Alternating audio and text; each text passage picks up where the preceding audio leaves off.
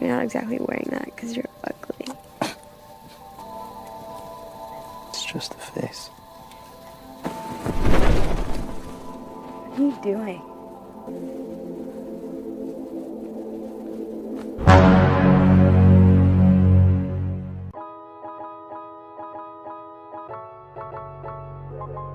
Halo para omnivora, bagaimana kabarnya? Jika di Indonesia ada film Terlalu Tampan, maka di luar negeri ada film Look Dead Kill, di mana dalam film Terlalu Tampan, tokoh utamanya memiliki ketampanan yang luar biasa yang membuat siapapun yang melihatnya mengakibatkan kesurupan bahkan masuk UGD. Nah, Look Dead Kill ini lebih parah lagi karena bukan hanya tampan tetapi sangat mematikan hingga siapapun yang melihatnya bisa langsung serangan jantung dan meninggal saat itu juga. Penasaran? Enggak? Langsung saja ke alur ceritanya. Bekicot. Get it when I get back.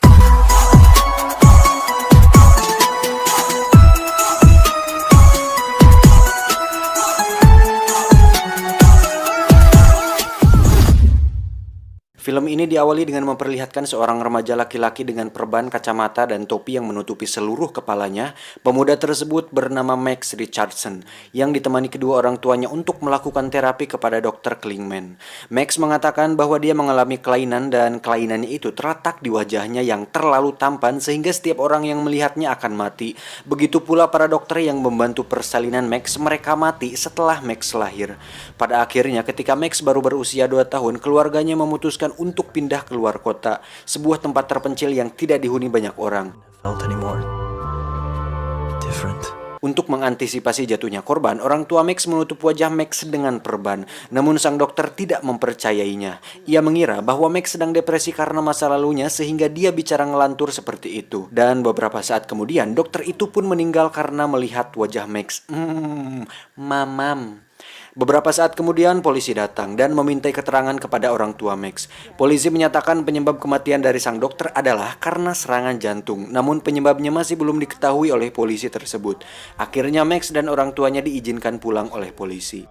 Singkat cerita, malam pun tiba. Orang tuanya pun mengajak satu-satunya teman Max yang bernama Danny untuk makan malam bersama di rumahnya. Ketika makan, Paul meminta Danny untuk mengajak Max keluar rumah supaya dia mendapatkan teman.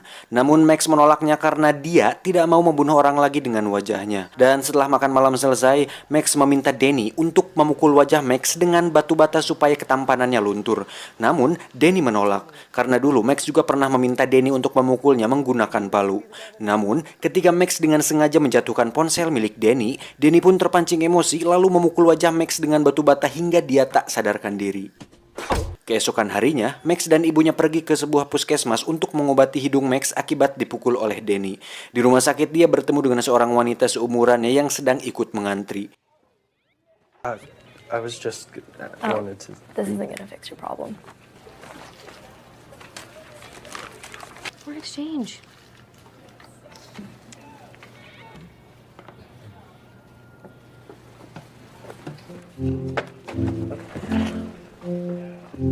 Setelah Max kembali ke rumah, Danny mengunjungi Max dan dia meminta maaf. Dan untuk menebus kesalahannya, Danny mengajak Max untuk bertemu dengan seorang wanita bernama Erika di sebuah restoran. Try not to describe yourself as being deformed tonight. You said you wanted to meet girls. I got you a Valentine. Oh my god. What's going on? Oh my god. Shit. Oh, you know what I mean. Setelah mereka bertemu, Erika mengira dia akan berkencan dengan Danny. Namun faktanya, Danny hanya menjodohkan mereka berdua. Got these two. Damn. Wait. Setelah Danny meninggalkan mereka, datanglah cowok fuckboy bernama Craig dan mengganggu mereka. Ketika Max tidak sengaja menumpahkan minuman di depan Craig, Craig mengelap baju itu dengan wajah Max yang diperban. Dan setelah itu, Erika meninggalkan Max. Keesokan harinya, Max berencana untuk menjatuhkan dirinya ke walungan dengan tujuan untuk mengakhiri hidupnya. Namun, rencananya dapat digagalkan oleh seorang wanita yang kebetulan lewat di sana. Dan ternyata, wanita itu bernama Alex, wanita yang ikut mengantri di puskesmas kemarin. Pretty dark. It could be the sunglasses. Setelah rencana bunuh diri itu gagal, Alex kemudian mengajak Max untuk pergi ke sebuah panti jompo dan mereka bersenang-senang bersama para jomblo di sana. Romance novels. Dirty ones. Setelah pulang ke rumah masing-masing, Max menceritakan pengalamannya dengan Alex kepada Danny. I don't know.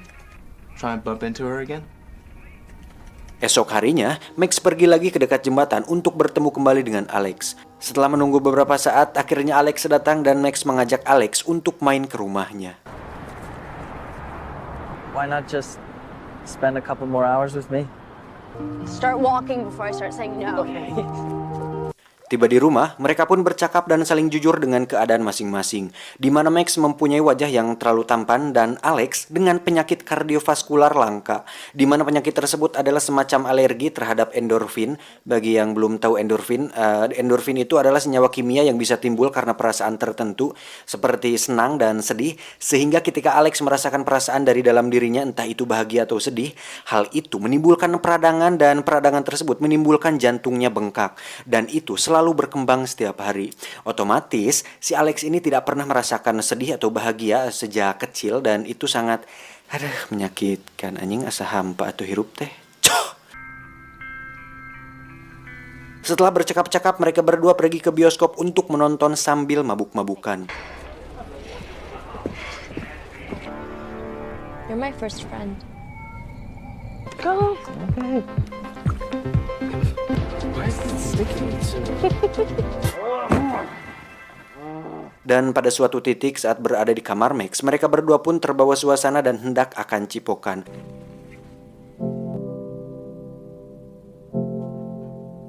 Namun hal tersebut digagalkan oleh kemunculan orang tuanya. Di situ orang tua Max memperkenalkan seorang wanita bernama Yushen yang merupakan anggota pergantian pelajar yang akan tinggal bersama mereka. Well, it looks like you're making a walking stick. Suatu hari saat Max dan kawan-kawan pergi berkemah, kejadian tak diduga terjadi saat Max cipokan dengan Alex, di mana cipokan tersebut memicu naiknya endorfin sehingga Alex mengalami peradangan jantung dan harus dilarikan ke rumah sakit. Namun beruntung, Alex masih bisa diselamatkan. Keesokan harinya, Alex mengajak Max untuk menjenguk Rose, salah satu teman jompo Alex yang sedang sekarat. Namun perasaan sedih terhadap Rose malah memperburuk keadaan Alex dan menyebabkan Alex mimisan. Tak tega melihat Rose yang sekarat kesakitan, Max pun membuka perban dan sengaja membiarkan Rose meninggal lebih cepat.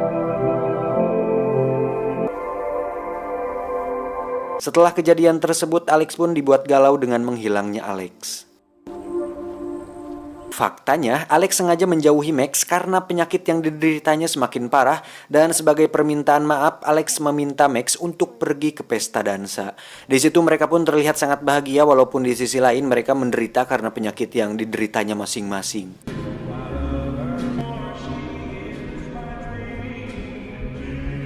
Hingga suatu titik saat Alex mengalami mimisan, dia berpura-pura ingin pipis ke toilet. Di saat Max sendiri dan Danny dan teman wanitanya menghampiri Max, kejadian tak diduga pun terjadi ketika Craig tiba-tiba datang dan menjahili dengan membuka perban Max sehingga si wanita yang melihatnya langsung mati saat itu juga.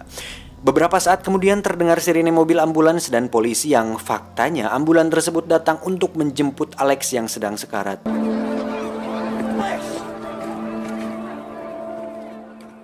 Atas kejadian tersebut, Alex pun ditahan sementara di kantor polisi, tapi karena tidak adanya bukti, akhirnya dia dibebaskan. Tidak langsung pulang, Max pun langsung pergi ke rumah sakit untuk memastikan kondisi Alex. Tiba di sana, Alex pun langsung memberitahukan perihal kondisinya, di mana sejak kecil dokter mengestimasi bahwa Alex akan bertahan sampai usia 16 tahun. Namun hingga 17 tahun usianya sekarang, Alex ternyata masih bertahan dan itu merupakan suatu keajaiban. Faktanya sebelum bertemu Max, Alex tidak pernah merasa bahagia karena seperti yang kita tahu jika Alex merasa sedih atau senang, maka penyakitnya akan kambuh. Dan dengan semua penderitaan yang telah terjadi, Alex pun meminta Max untuk membuka perbannya agar dirinya bisa mati lebih cepat dan tanpa rasa sakit. Tapi justru Max memarahinya dan pergi meninggalkannya. Sejak saat itu, Max tidak pernah mengangkat telepon dari Alex dan Max pun pergi menemui Danny untuk meminta saran darinya. Dan setelah diberikan beberapa petuah bijak yang didapatkannya dari caption di Instagram, Max pun akhirnya eling dan kembali menemui Alex. Dan pada akhirnya, karena Max tak tega melihat Alex sekarat, Max pun perlahan membuka perbannya agar Alex bisa meninggal lebih cepat dan tanpa rasa sakit. Namun hal mengejutkan terjadi ketika Alex ternyata tidak mempan dengan wajah mematikan Max. Dan justru, Alex meninggal karena penyakit yang dideritanya. It's just between